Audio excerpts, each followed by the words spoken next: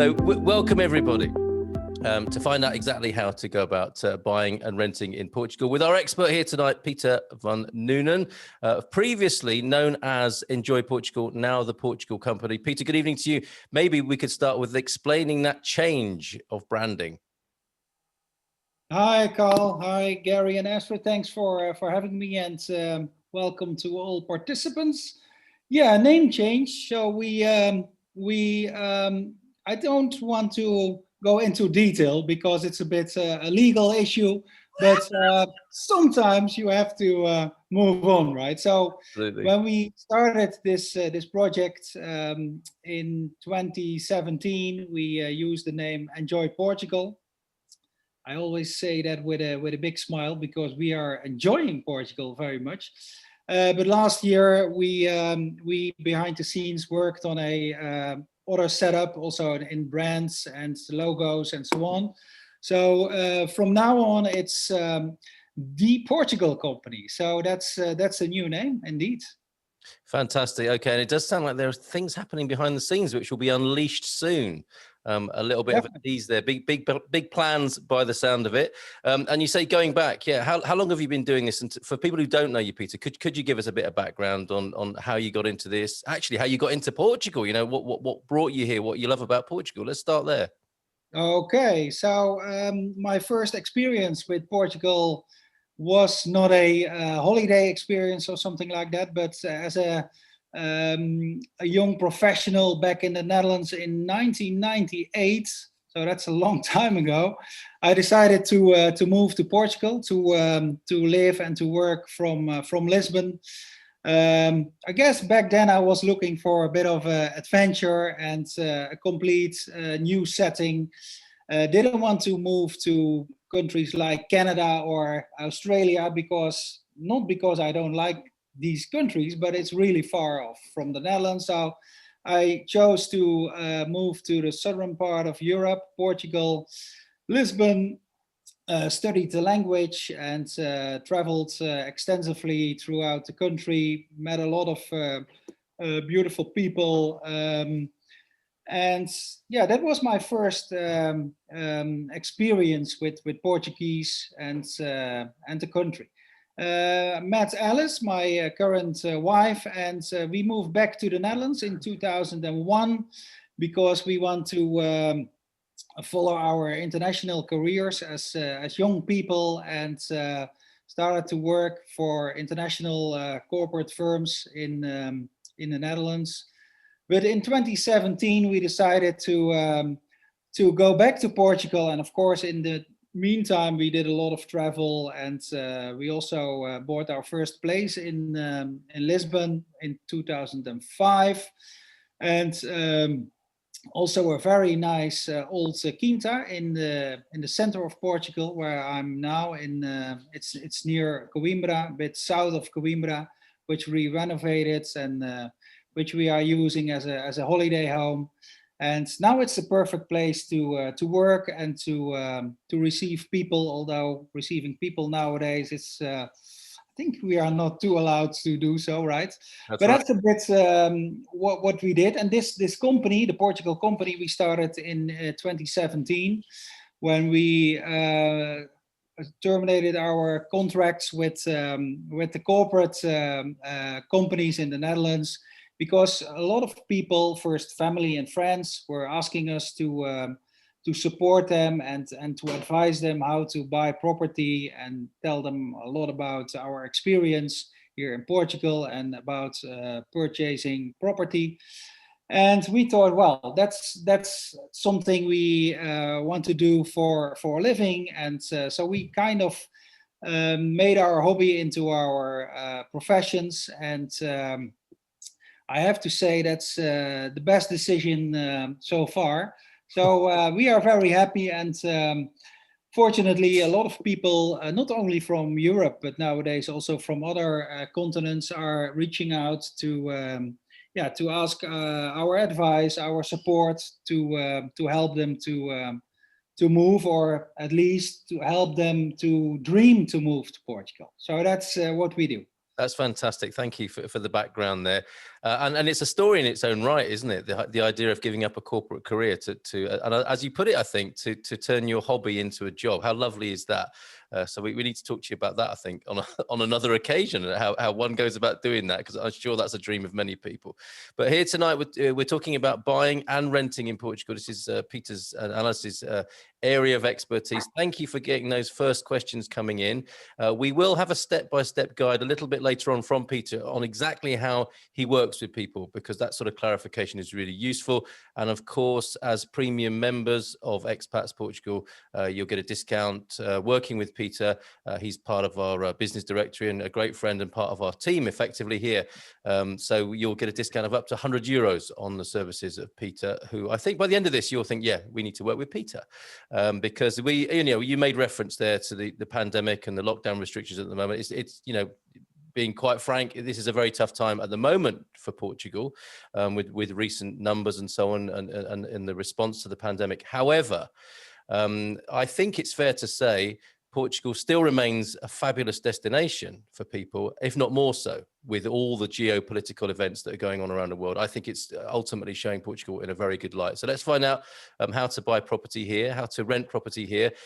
First of all, on that note, how people, I think this is a big question for a lot of people, Pieter, thinking that the pandemic effect will be to bring house prices down. That we're not seeing that just yet, are we? Not yet, and well, not yet. Maybe it won't happen at all. But what you see is that there are very nice opportunities in the market. So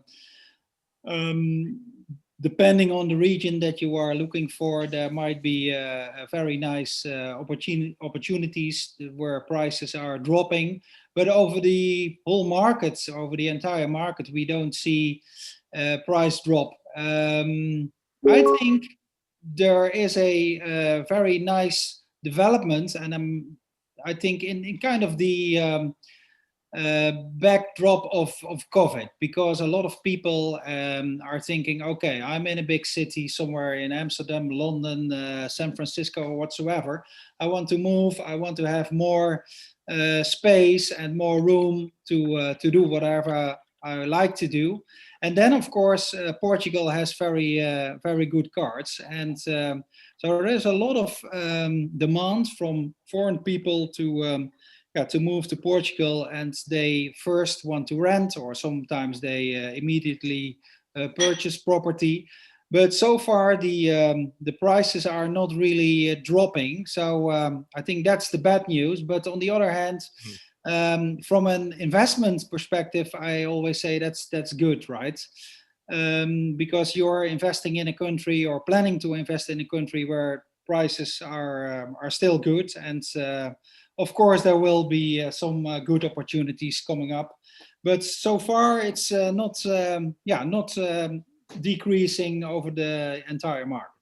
Yeah, I think it's fair to say, isn't it, that there are, for the people watching, many of the standing prices, the current prices over the last year still represent quite a bargain.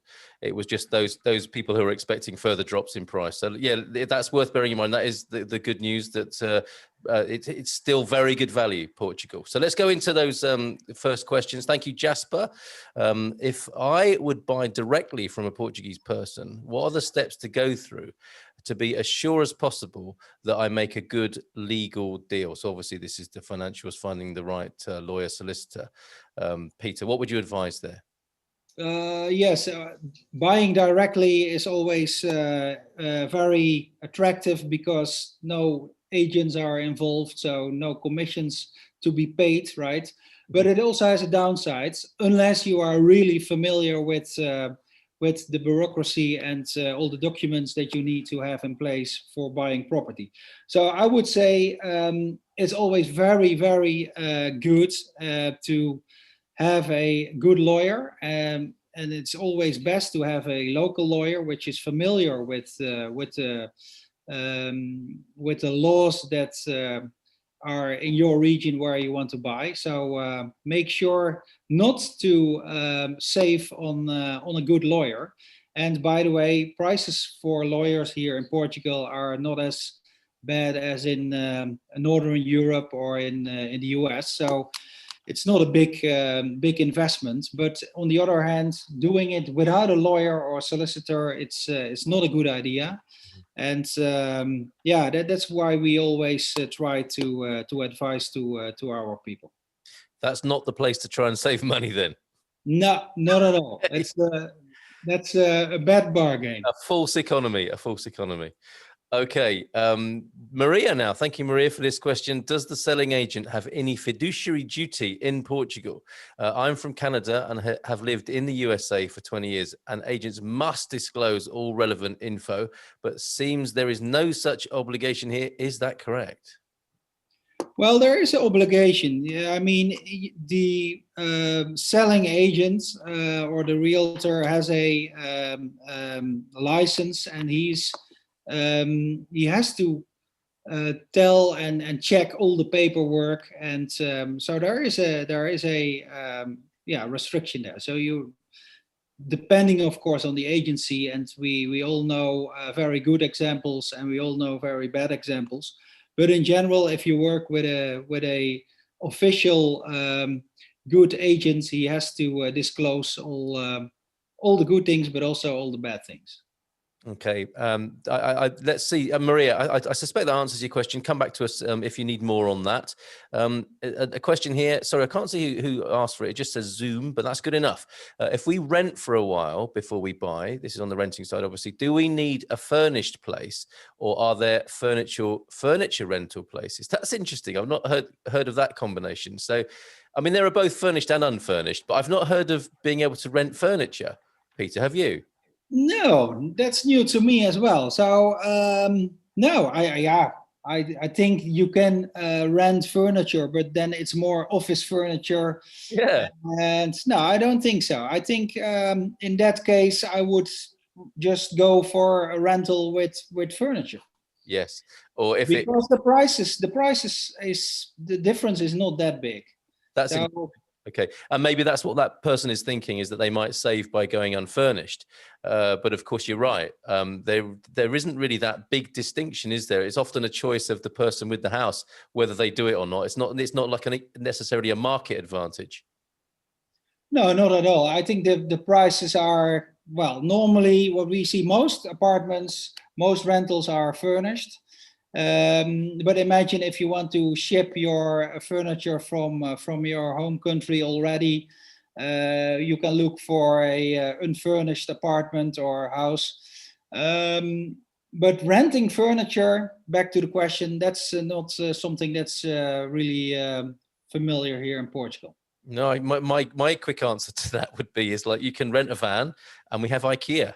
If it's just going to be a temporary place, and you're not looking for long-term furniture that's going to be in the family for generations to come, you could furnish your place with the IKEA stores that are all over the country here in Portugal, and they even deliver as well, don't they? So that would be one way of doing it, which I suspect might be cheaper than trying to rent furniture from people. From Tammy now. Thanks, Tammy. How do homeowners associations work in Portugal? This is a great question. If one buys a flat, do the homeowners association take care of external structure, for example? So residents associations, homeowners associations, how are these things managed when people are sharing a building collectively, Peter? Yeah, I think they are managed depending on the building where your flat is located. But normally it's managed in a very good way, because it's managed by the people living there. So it's of course of their interest to have all things working, like elevators, painting buildings, and so on. So it's also an association where you can go if there is something like an issue with neighbors on for example, if somebody is remodeling his flat, you can speak out to them directly, of course, but you can also use the association to kind of step in there. Prices are low. I mean, it's called a condominium, and you have to pay it's a monthly fee, depending of course on the flat or on the house in the condominium. But compared to North Europe or compared to the US, fees are fairly low. Okay, so to drill a bit further into that question, how does it vary then whether how much the homeowners association own the building? I guess it's going to be they own it or they don't own it. But do some homeowners associations actually own the building, as in, like, do they take care of the external structure, or are they a homeowners association in representation towards the actual owner of the building? Does that vary in Portugal? Yeah, that depends on the project where you are buying or where you're living. But normally they have half a year or every year they have a meeting with all the owners, and they decide, for example, on big expenses like painting the building or renewing roofs or things like that. So they are not owning the building. That's done by the individual inhabitants, but they are the official organ, so to say, to decide on things like the management of the exterior and the public spaces of the building.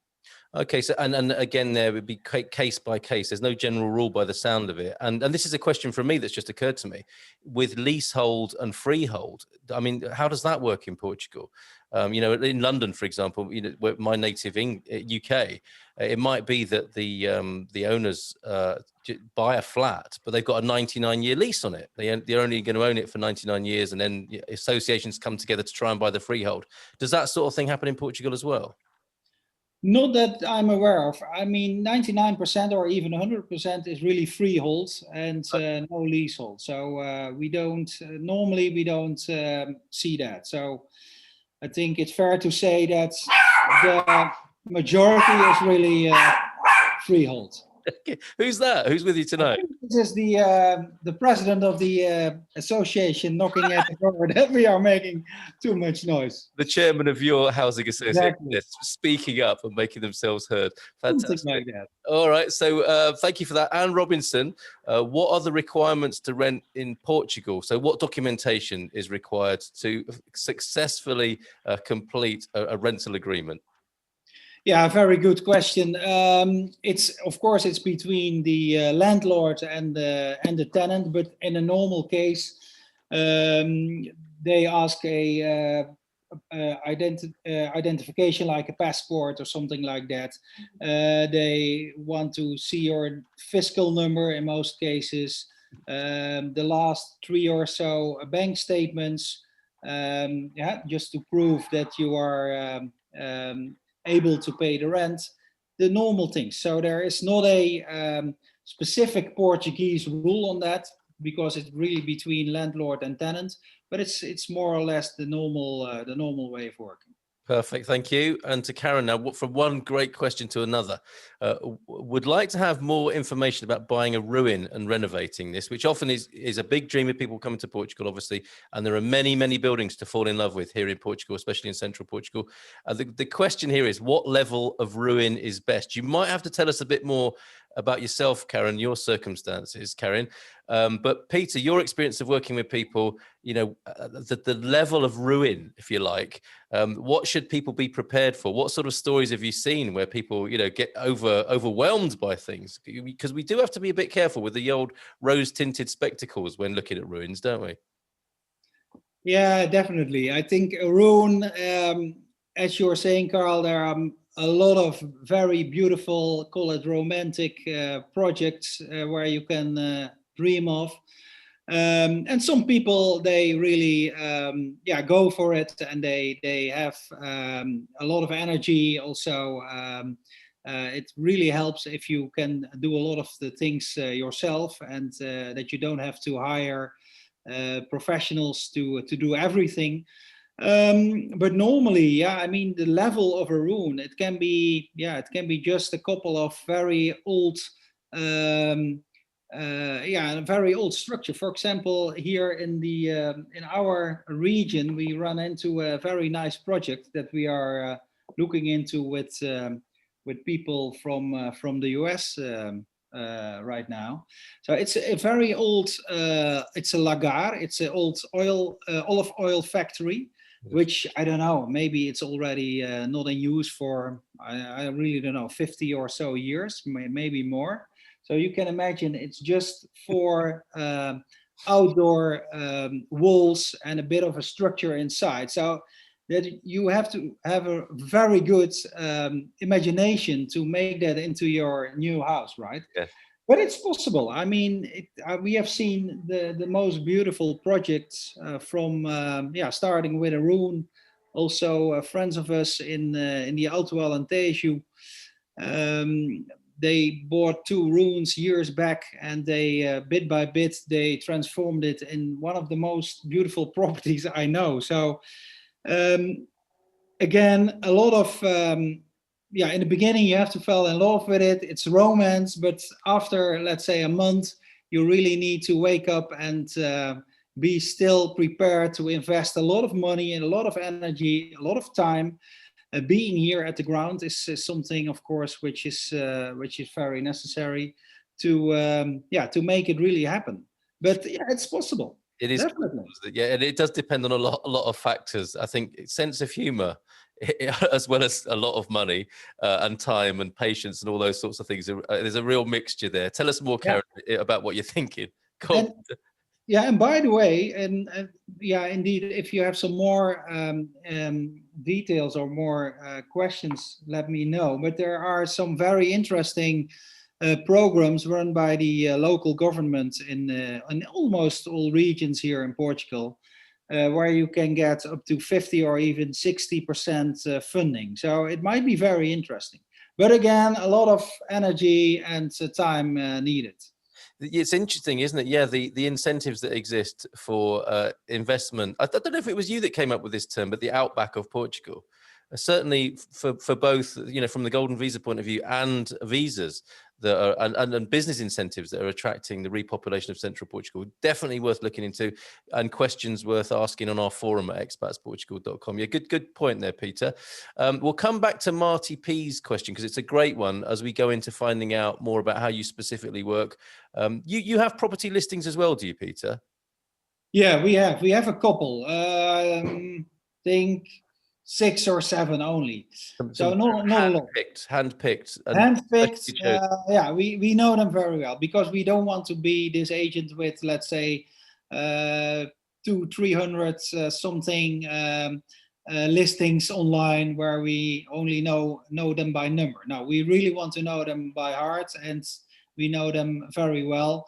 But our main focus is really the buyer's agency. So yeah, that's what we really, where our heart is and where our expertise is, because there are lots of agents in Portugal. And as I said, not all of them are as professional as the others, to be very diplomatic, but you get me, right? I do. But, I think what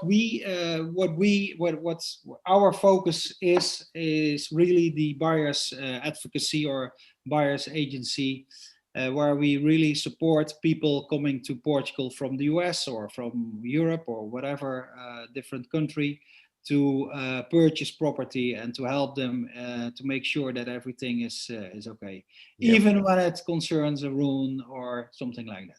Yeah, well said, Peter, because really, there is the problem is not the amount or supply of properties. There are many beautiful properties, very competitively priced. It's the nitty gritty, the nuts and bolts that Peter deals with, and that's where the help is needed, in my view. And it's not a supply problem of beautiful homes with whatever level of potential you're prepared to take on. So we'll come back to you, Marty P, on that over there in Alaska, because he's got his eye on one that you're listing, which is the wonderful, authentic quinta in the Viseu region. So perhaps we can illustrate how your service works later on, Peter, with that one. You mentioned visiting sites, and this brings up the question at the moment, of course. Some people are getting quite desperate to come to Portugal, and I can completely understand that. And they're desperate to buy. And I hear people now more and more saying, I'm just going to buy it anyway. I'm not going to visit. I'm going to buy it, from the pictures. I would like your view on that, because when we were talking before about ruins, I have heard of people turning up to the thing they've bought online, and it is literally a few rocks. They've bought the land and some rocks and maybe the old olive oil barrels that you spoke about from a lagar before. What's your view on buying off the internet at the moment and people's desperation around that? Yeah, well, good question, and it's a very interesting development indeed, because of the travel restrictions. People can't fly into Portugal to spend a couple of days to visit property, of course. Ideally, of course, you want to see it yourself and be here at the ground for a couple of days to visit it and to plan a second visit and so on. But we can help with viewings as well by, I call it virtual viewings. And of course, that needs a bit more preparation between the potential buyer and ourselves. We really need to be sure and to be very careful, how to proceed that. But it's possible. It's not ideal. Let's be very honest. We prefer to have people here at the ground.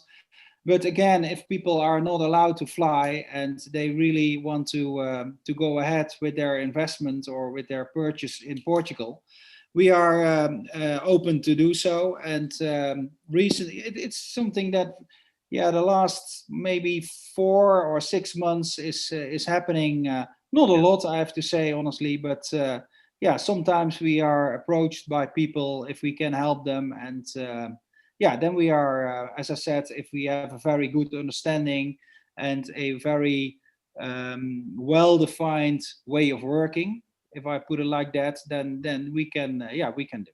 Very good. So it can be done. It's not ideal, but it can be done. And we understand why people are doing it, of course. So interesting question here, which I'll link with another question that gets asked. Is it common for rentals to smell of smoke? That's a simple question, I guess, to answer, isn't it? Wow. Yeah. People smoke. Yes. No, but it's not common. I mean, sometimes it happens, but if you are really, disliking it, you just look for a different one. It's a very simple, straightforward answer. I see, but yeah, I mean, if it's a real big disadvantage, like sometimes it's not the smoke, but sometimes a flat or a house can be very humid, then you just skip it and move to the next one. Okay, so you'd have to check with your own senses. It may be to do with allergies, of course, and something that's connected with that is the question that gets asked about pets. And I've noticed that in Portugal, when renting, the landlords are very relaxed about pets, aren't they here? Yeah, they are. I think in general, it's fair to say that Portuguese, they really love pets. Cats, dogs, but also a bit more into the rural areas, goats, sheep, chicken, ducks. It's all there. They love it. And also in the cities, not the chickens and the ducks, but I mean the cats and the dogs. It's really popular. So no problem at all. And I understand as well, it's also against the law to discriminate against people with pets, although I guess it would be only reasonable to pay an extra deposit if that sort of wear and tear is anticipated. Okay, question from Andre. I've been here for 5 years now, and I do my IRS here in Portugal. Very good, Andre. My income is coming from the US, and I want to buy property here. The problem that I have is that I am single, and I don't have family here, so I don't have a guarantor, fiador. Is it possible to buy without a fiador? Muito obrigado.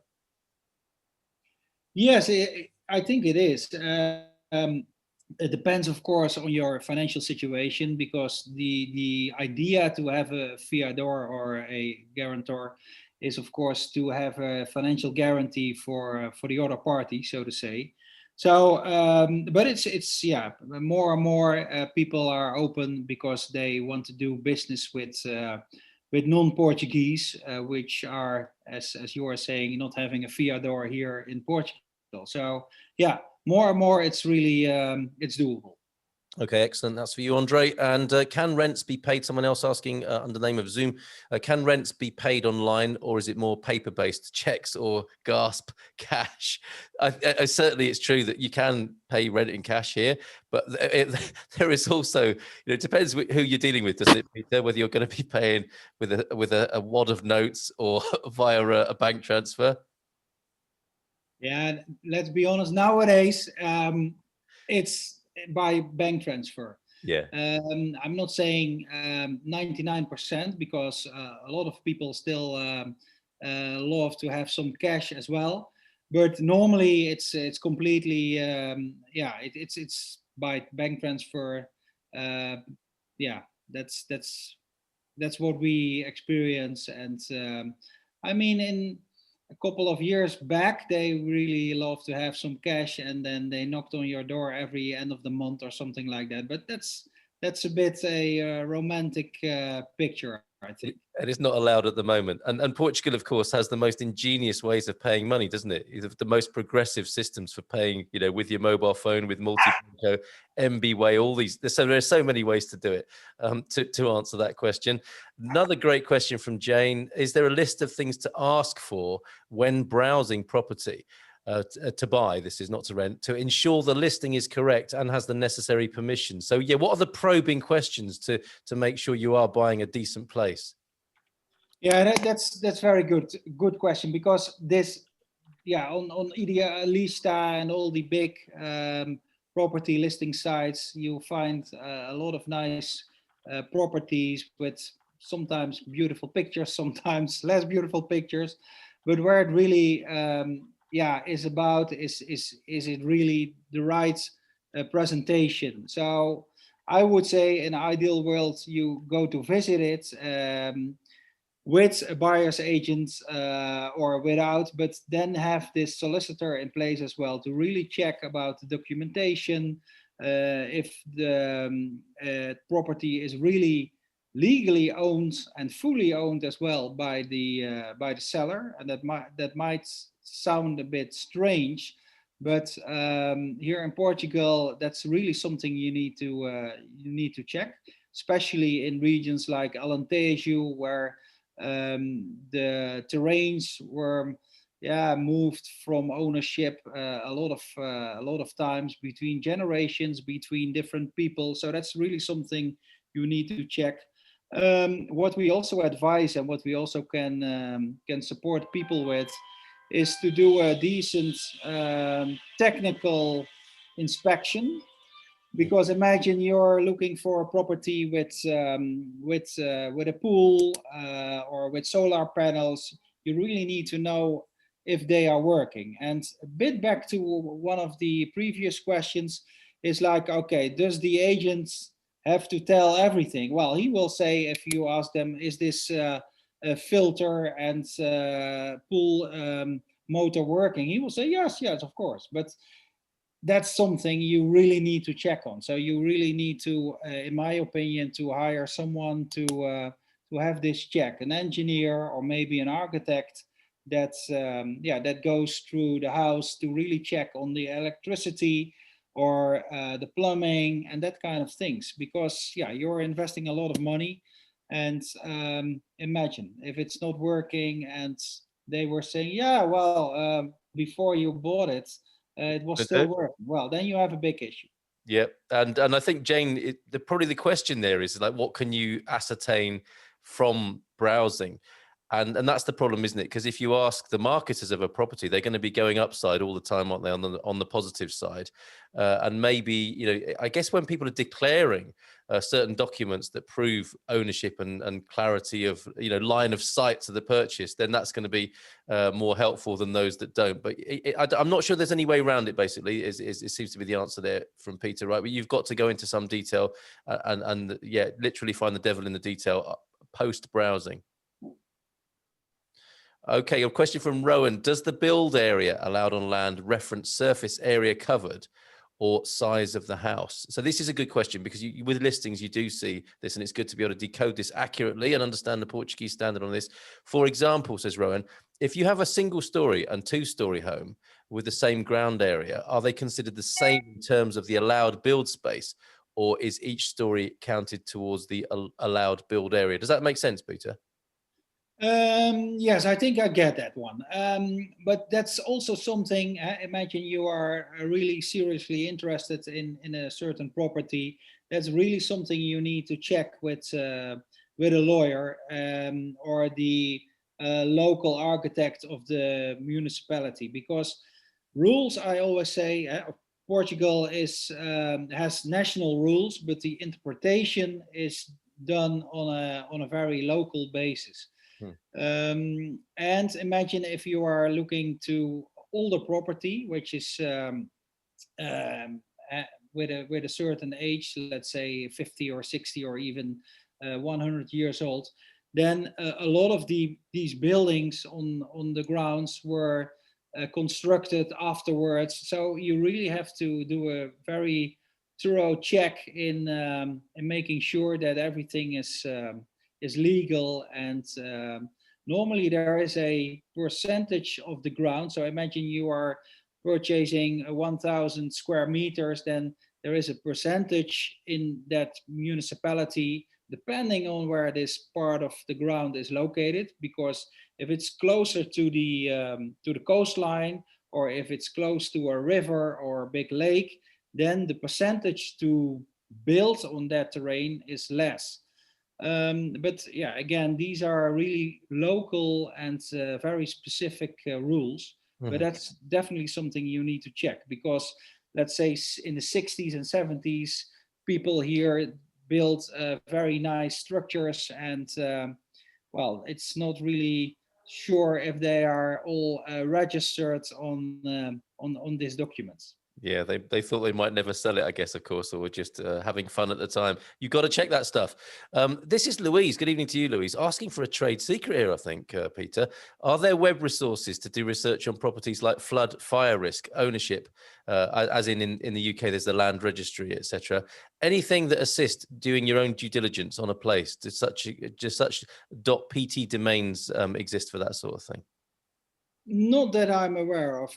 And again, the rules are a bit local, and also the registration of property is very local.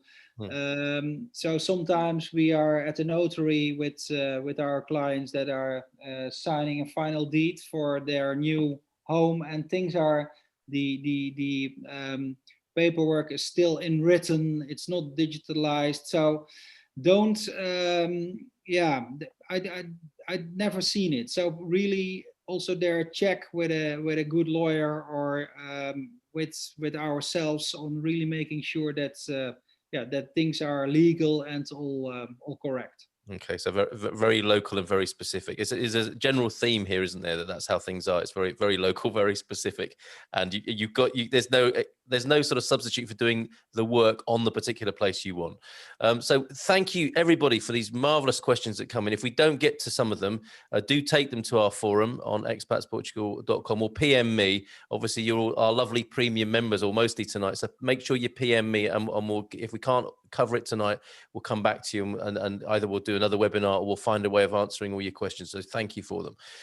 Carolyn, how common are rent to buy contracts? People are talking about this, Peter. This is, how you can maybe do a couple of years rent, and that might be taken off the value of the house if you decide you like it and want to buy it in year 2. How common though? Not really common yet, but what we see is that it's really increasing. A couple of years ago, that was really a bit of an exception, to be very honest. But nowadays, with people want to move from whatever country to Portugal, and with all the travel restrictions and all the visa applications, this is really not getting big. I can't say that, but there is an increasing demand for these deals. Yeah, and the Portuguese are open to it, because for the seller, or in this first then a landlord, it's interesting to sign a contract with a tenant to become a buyer. So it's getting not really common, but it's really something that's getting more and more done. And it's quite a good thing, isn't it, that there is a precedent, at least if it's not big, there are precedents for this, and it's like try before you buy. So coming to a new country, your risk isn't as big if you take on that 2-year rental. And of course, you might recoup it from the purchase price, which of course the vendor might build into the price anyway in the end. But I think it still lessens some of the risk, and can be quite an attractive win-win situation. So let's go through a few of these as quickly as we can then, because there are lots of questions. Thank you for these. Rowan's asking, what percentage down payment usually does a bank require when purchasing a home? So deposits, Peter, generally speaking? Generally speaking, it's 10%. So signing a promissory contract, then you pass a check or do a bank transfer via a lawyer of about 10%. It might be sometimes a bit more, But normally speaking, it's 10%. Thank you for that. Thanks for your thanks, Jasper. Thank you, Peter. Appreciate so much that you were here tonight. To you from Jasper, Peter. Thank you. You're welcome. This is always great, isn't it? Like getting into the specifics of where to live in Portugal. We want to buy in a location free of cold fog. Where in the Silver Coast does the fog stop, i.e. not be a problem? Do you want to have a go at that, Peter? Silver Coast fog, yeah. Well, it depends on the seasons. It's hard to say, and it's hard to draw a line somewhere. I can say it stops at Lourinhã, but well, no, that's not fair. I mean, I'm not in the Silver Coast, as you know, Carl. I'm south of Coimbra, inland, and this morning it was completely fog. So, well, it's hard to say. But if you really don't like fog, I would say don't go to the Silver Coast. Yeah, I think that's right. You know, it's an Atlantic thing. Yeah. And you're going to get that at some time. I mean, if you're really averse to fog, you might want to think about being in the big cities for one thing. And Peggy says, Lloyd, come check out the Algarve. Well, she would. She is the Algarvenator, and she is going head to head with representatives from other parts of the country soon in our battle to find the best bit of Portugal to live in. Peter, you might like to represent Central Portugal yourself, but they're scared of Peggy. No one's coming forward, but Peggy's all about defending the Algarve there. And so her invitation to you, Lloyd, is to check it out. So no fog in the Algarve, Peggy. Come back to us on that. Talk about the T numbers for the absolute basics then of property in Portugal. What do the T numbers mean, Peter? The T. So imagine you're looking at a property site, then it says it's a T4. That means that this place or this house has 4 bedrooms. And sometimes it says T3 plus 1, and then it says it has a potential extra bedroom, which, well, there you go. That's something you really need to check if that's the case, because it also can be a very tiny spare room where, well, there might fit a bed in, but that's not what most people define like a bedroom. So, but the T normally stands for the number of bedrooms. Excellent. Thank you very much. Lisa's saying, Spot a Home, good evening, Lisa, has several properties listed that include furniture and utilities. And this is a service that is part of our perks benefits that you'll find on expatsportugal.com. And we give you a good deal there, connecting you with Spot a Home. But she says the area is limited. Can you recommend a similar service in the Coimbra area? Well, that would be you, wouldn't it, Peter? Yeah, why not? We are here, and yeah. So our area is we are based in Coimbra and in Lisbon. Not saying that these are the two regions that we work in. We also work in the rest of the country. But what we see there is a lot of increase in demand for the central region of Portugal. Because there are still a lot of good deals to find here. It's rich in culture, history, nice. I always call them, as you know, second-tier cities. So not the big cities like Porto and Lisbon, but cities that have all the services and all the things you need, but they don't have the traffic and the density of a big city. So, yeah. We can definitely help you find something nice in central Portugal. But again, we also do a lot of things in the Alentejo. A lot of people, especially if you are really favoring a lot of land, like a lot of hectares of your own terrain, then the Alentejo might be very interesting. So that's what we can do as well. There you go, Lisa. Jasper, another great question. Is it a good idea to already open a bank account in Portugal when I don't know if I will be able to buy it in the coming months, since I haven't found a property yet? I think it is quite a good preemptive move, is it not, Peter, to open a Portuguese bank account? Yes, it is. It's, I mean, well, if you're planning to move or to buy here, then it's definitely one of the things that you have to put on your list, like this fiscal number, the NIF number, as you might know. By the way, we got a lot of questions from people that are not allowed to travel to Portugal and they want to open bank accounts. There are some online ways of opening bank accounts, but what we do, we work with a lawyer and with a power of attorney specifically for opening this bank account or for the application of this fiscal number. So that's something that might be helpful. But yeah, it's definitely one of the things you need to have in place. And yeah, sooner or later you have to open. So you might as well there, Jasper, and it can be done remotely. We're hearing there. Thank you, Peter. Look at this. Goedenavond, Peter. Some Dutch coming in here. I am from Doreen. This is Doreen Race. I am in the US, but recently returned from living in Amsterdam for 2 years. Nice to hear a Dutch accent again, she says. As for the rental prices being negotiable, how much lower than the listing price should one ask for? Danke je wel, from Doreen. Ja, dankjewel voor de vraag. I guess I can do this in Dutch then. No, let's, there is a lot of, depending on the location of the rental, but if it's in big cities, what you see nowadays, because there is no short-term rental anymore, because tourism is completely gone. What you see is that a lot of owners switch now to mid-term and long-term rentals, and yeah, they are not the only ones. So there's a lot of competition between them, and what they mostly are open to is to talk about the monthly rent, and depends a bit. If you are only looking for 3 months, then it might be a bit more complicated. But imagine if you sign a contract and you're willing to stay for 12 months, then you're definitely should ask for a decrease in price. Yeah, okay. I think she was looking for sort of a figure there, possibly, but would you be prepared to say that, the percentage, or? Wow, yeah, it really depends on. I think in Lisbon, you are, if it's Lisbon, then you can negotiate a bit harder, I would say, because there the tourism was hit the most. So maybe 15 or 20%, but it depends case by case, of course. But I would say, yeah, just give it a try. All right, thank you for that.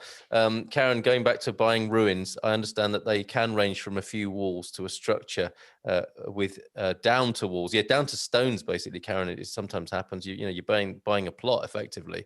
My husband is very handy, but we expect to hire contractors. And you'll see me smiling occasionally looking at the comments, referring to you, Peggy, I think, mostly. But lots of lovely help going between the people in our listening community tonight, which is fantastic. Peter, our expert here, from the Portugal Company, formerly known as Enjoy Portugal. Find him in our business directory and get a discount off his services there if you're a premium member. Sally in Lisbon is here. Good evening, all. Thank you for hosting this webinar. She's a bit late, but she wants to ask, do you have any advice for things to watch out for in terms of quality of the construction? I've looked around a few places in the past, but I wasn't sure of the build quality. So this is, how do you find out if your house is well built? What do you look out for? And is there an independent assessment before buying? We did briefly mention this, but if you could talk again there about the types of inspections that are available, Peter, for workmanship. Yeah, I would definitely advise to do a technical inspection and hire a depends on what you want to check. But what we normally do, and we have a package which is called a technical inspection. So we have a electrician, a plumber, and a architect, and we send them in, and they check if everything is working. And of course, the architect is really checking on the structure. Something which is really interesting and very, how can I say? I really would advise it if you are looking to buy a old quinta or something, which you're not sure if it is really built in a good quality. So, and the output of this technical inspection is a decent report with images and with a decent explanation of the findings of these professionals. Okay. Which is something it's like with the lawyer or with the solicitor. It's something you better invest a couple of hundred of euros up front, knowing if it's really what you're looking for. Good call, Peter. And I have to admit to being overwhelmed tonight with your wonderful questions. I've had a bit of a scroll through. One important question, of course, is the average legal costs when buying a property. Can you say something about that?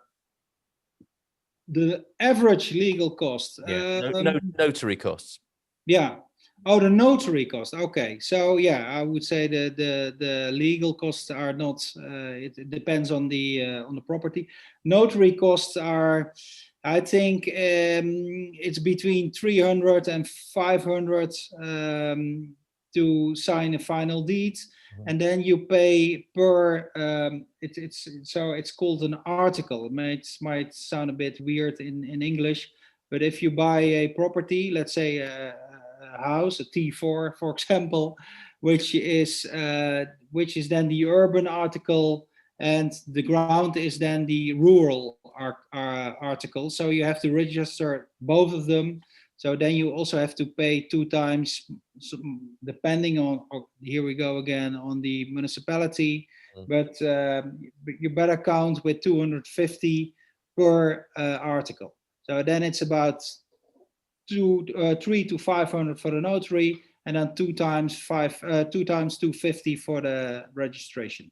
Okay, thanks for that. And then, I mean, I know it's difficult, but some indication, you were saying that the legal costs, hiring solicitors in Portugal is cheaper than people might be used to in the UK or US. Roughly speaking, legal costs when you're conveyancing, the legal side of things when buying a property?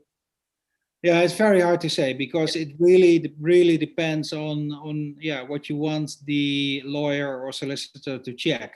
But in general, what we experience is that our clients are positively surprised by the fees. So most of the times it's not as bad as people expect. So it's not that expensive here. Okay, good to know. And we've had you talking for nearly an hour now, Peter. And very good. Thank you so much. Do pause for a glass of water. You've been amazing as usual. And I, like I said, I'm overwhelmed by the questions. One option is to take them to the forum, expatsportugal.com/community. And I'm sure Astrid is analysing the questions as well, so that we can put together the right kind of webinars in the future. So, we will have further goes at this. This is a very important subject and a regular part of our programming, and we will pull the intel from the questions that we haven't got to and incorporate that in future. We were going to conclude with a bit of a step-by-step with you, Peter, and we go back to Marty P, he also says Peggy rocks. That is all. But that is not all. That is true. But he says he's interested in this property of yours in Vizier, I think. And I think before you answer that, Peter, about your step-by-step, I think Astrid wants to add something as well. I do, because I don't think it was made clear, as someone who's looking for property at the moment, Peter, the taxes involved are quite high here in Portugal. I think it's about another 10%. That you'll need just to cover your stamp duties or the similar here. So that's important for people to know too. And you can't actually borrow. It's illegal for you to borrow money to cover those expenses. So you need your 10% deposit, plus you need to be able to cover all your taxes in cash or from your bank account. So that's what I've recently discovered when I was speaking to my bank. So I wanted to just clarify that too. And the other thing is that 10% is also from if you get a loan from within Portugal. If you're looking at some of the specialist international mortgage companies, they expect about a 30% deposit. Peter, that's right? Great questions. Thanks, Astrid. If you're purchasing as a foreigner, the deposit's much higher than if you're already here and going to the bank to get a mortgage. No, that's something new for me, Astrid. What we experienced with several of our clients from, for example, the UK, but also from the Netherlands and other countries, is that the more or less the rate that a bank wants to credit, so the loan is more or less 70% of the taxation of the property, because the bank of course wants to do a taxation with their own people. So imagine if you are to buy a property of 300,000 euros, then you're more or less allowed to get a mortgage of 70% of that, being what's that, 210,000. But it doesn't have any effect on the deposits. So the deposits is really something that you discuss with the selling party, and normally, as I said, it's about 10%. But we have also seen cases where it was a bit higher. But normally, it's 10%. Excellent. I know some people are leaving at that hour point there, so thank you for your attention and your questions very much indeed. We will conclude with a step-by-step from Pieter about how to engage with Pieter and enjoy his services. And then as we've started to do with these, is to get a bit more sociable and mingly after Pieter's done that. So we will be around till 9 o'clock, and I hope Pieter can join us for that part. But Pieter, over to you for your step-by-step. If Marty P has fallen in love with this Viseur Quinta, how does he begin to engage with you? Yeah, well, that's fairly easy. Just send me an email, or we also can set up a call via WhatsApp or Zoom or Teams, and I'm happy to walk you through all the details of this. It's a small quinta near Viseu. It's about, I think, 20 minutes south of Viseu. So simply send me an email, and I'm really happy to discuss all the details. He probably doesn't want anyone else knowing about it now, to be fair. No, it's his secret. That's his, yeah. Forget you heard that, everybody else. That's Marty P's place. I think we already got a proposal on that one somewhere. Oh, it's getting worse. No, I'm joking. Send a deposit tonight, Marty. All right, over to you, Pieter. Okay. I hope this screen share worked. Can you confirm? Yeah. Okay. Cool. Thanks. Okay. So a little introduction and a way of working. So first point of contact can be tonight via this webinar, or by following up with emails, or as I said, by WhatsApp, or whatever means. We are very open to connect. And from there, we always plan a kind of 30 minutes, although it's very hard to keep it into 30 minutes. But we call it a 30 minutes call or meeting, where we have a kind of dedicated Q&A session with you on your plans, on your dreams to move to Portugal. Don't see it as a reality check, but well, sometimes we really ask direct questions, and we really want to know things that you are looking for, and we also want to know if we can support you there. Then the next step is that we craft a custom-made plan, of course, completely based upon the analysis of the ideas and all the things that we discussed with you in this call. See it as a very personalized plan, and it's your guide to planning and to purchasing property in Portugal. It's really dedicated on, for example, the region that you are looking for. It has a lot of pros and cons on the region, also more details on the type of property that you are looking for, because buying an apartment in a building in Lisbon is something completely different from a old quinta or a ruin. So we really detail out in this plan where you have to look at, and also where you have to be aware of. Then, of course, the price of this dedicated plan is 99 euros. And after that, we have a selection of properties, because normally people look for themselves on internet with all those property listing sites and so on. But what we do is really make sure that we have a short list of properties. And with this short list, we pick up the phone and we really reach out. And sometimes if we are in the neighborhood, we visit the properties already ourselves. Or if the agency is in our network, we really ask a lot of questions about all things legal, all the technicalities and so on. But we also look into things that are not online, like what's the neighborhood about, the state of the property and all the buildings besides it. And we ask a price of 25 euros per property. So, and with that, you receive a small analysis or a small research of this property. And then, if we are going into the next phase, we really do the on the ground viewings. As I said, ideally with you as a potential buyer being here in Portugal.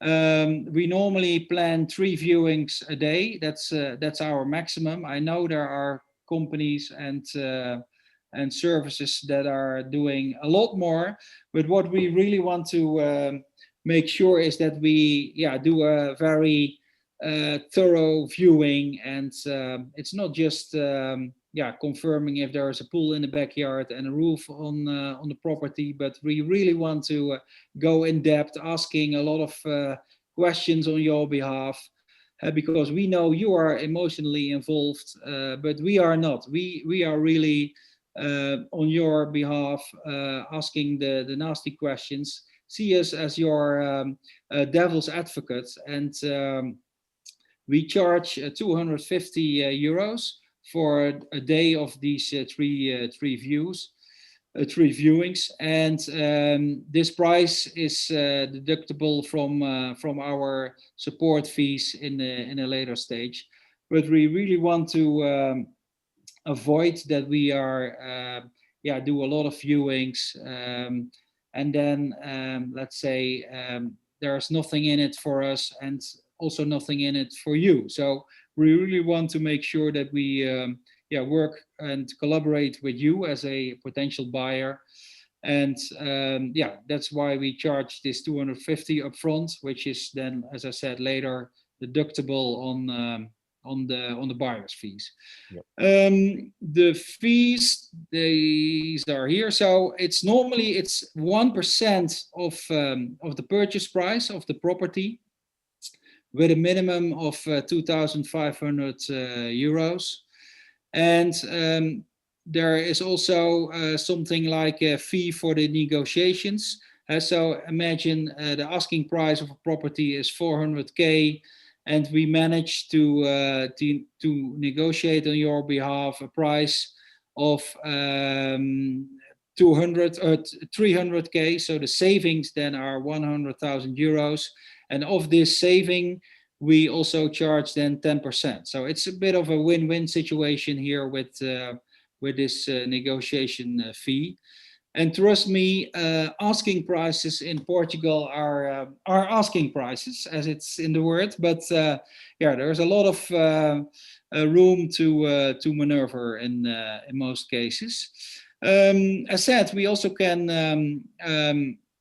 organize a technical inspection. That's not something we do ourselves. We are not engineers or architects, but we can form a group of professionals. As I said, normally an architect, electrician, and an engineer, maybe a plumber, depending on what you want us to inspect, of course. And then the legal support. There is not such a thing like average price here. But as said, it's normally, it's fairly, well, it's not very low, but normally things are a bit cheaper in Portugal, also these services, than you might be accustomed to in the UK or in the north of Europe or in the US. Next to that, we also can help you with support to get a mortgage via a Portuguese bank.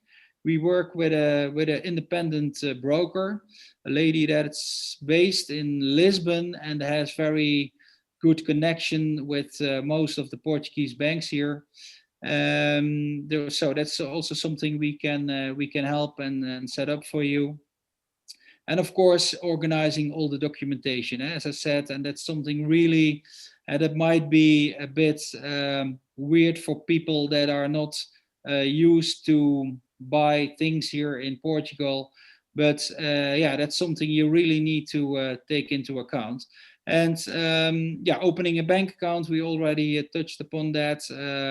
But afterwards also helping you with making sure that water, gas, electricity and other utilities are on your name and registered in the proper way. Also, Wi-Fi, by the way, nobody asked about Wi-Fi, Carl. What's happening? Yeah, I don't know, but that's a big question normally. Yeah, but you can help with that, right? And make sure that what the company says they're going to provide, they actually can provide. Yeah, definitely. So that's also something in this overview, which we don't have a fixed price for that. Depends on a lot of parameters, I would say. But yeah, there is a lot of additional things we can help with, as you can see. So yeah, happy to get in touch with you as a potential buyer and a potential resident here in Portugal, and to find out where we can support you in the best possible way. And it's all about buying property, but yeah, you can see us as a buyer's agent that really also makes sure that all the preparations and also the things after buying the property are managed in a proper way. Fantastic, Peter. Thank you so much. If you don't mind, I'll just bring us back to the full screen there. And thank you so much for your 1 hour 20 of excellent information. Thanks for great questions. And honestly, very sorry that I couldn't get to them all. We can go to the forum and we will do more webinars.